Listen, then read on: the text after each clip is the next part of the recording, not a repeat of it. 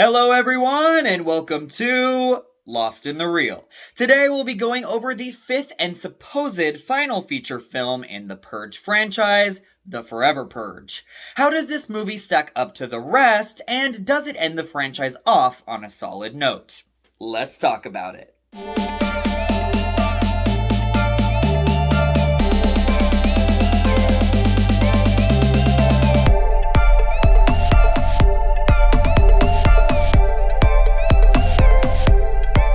The Forever Purge will be playing only in theaters this Friday, July 2nd. The film is directed by Everardo Gout and written by James DeMonaco.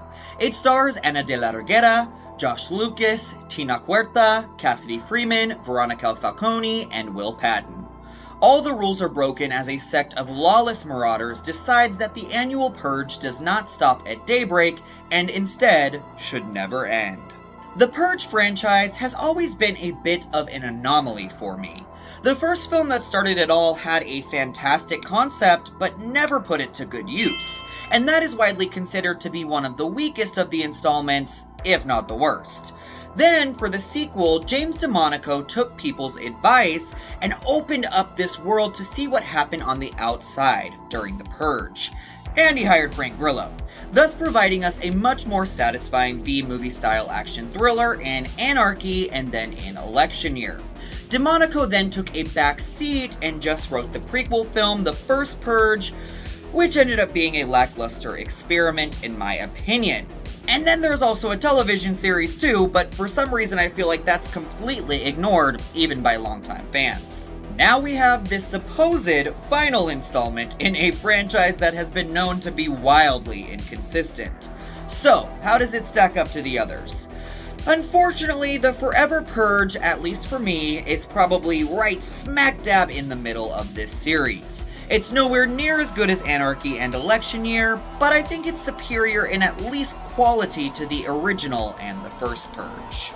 The film follows a Mexican couple who are taking refuge at a ranch in the United States. They are living a normal life until the purge goes into action, and when the 12 hours are up, something that has never happened before takes place. The purgers don't stop purging.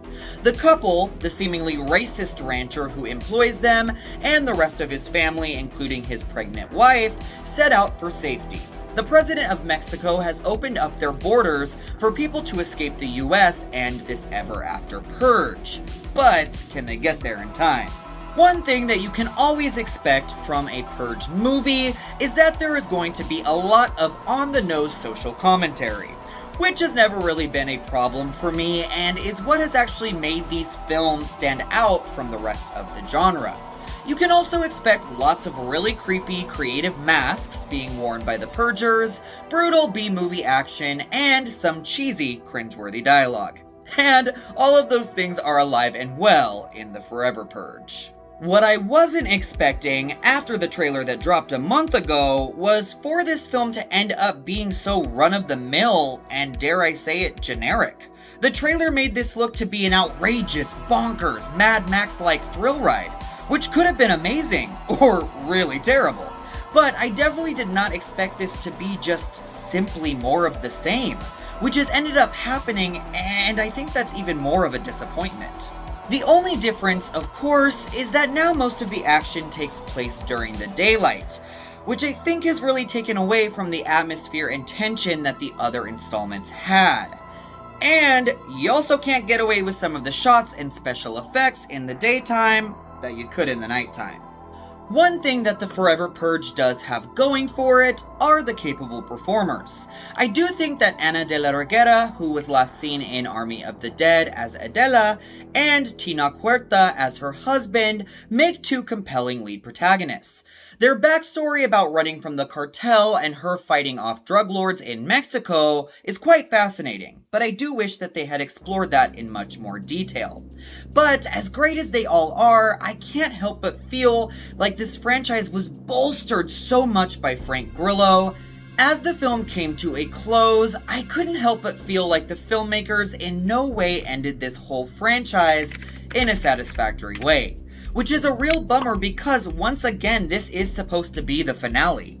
But I'm sure if the Forever Purge makes any kind of decent money at the box office, it won't be long until a 6th is announced. And if that is the case, I hope they actually give us something different. So I will be giving the Forever Purge 2.25 Purge masks out of 5. Despite some solid lead performances, the Purge franchise ends not with a bang, but a whimper with this film that fails to provide us with anything that we haven't seen before in this series. Thank you so much for watching Lost in the Reel. We will see you soon.